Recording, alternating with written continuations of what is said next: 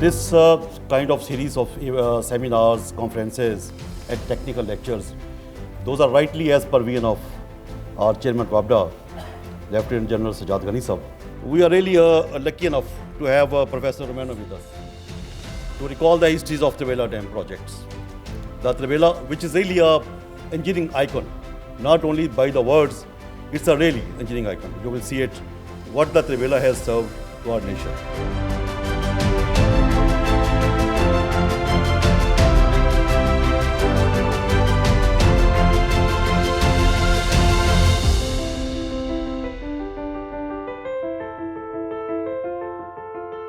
I'm emotional, and to go through this in the word really is giving me problem. I'm sorry. Our joint venture had more than 700 expatriates working and 15,000 Pakistani.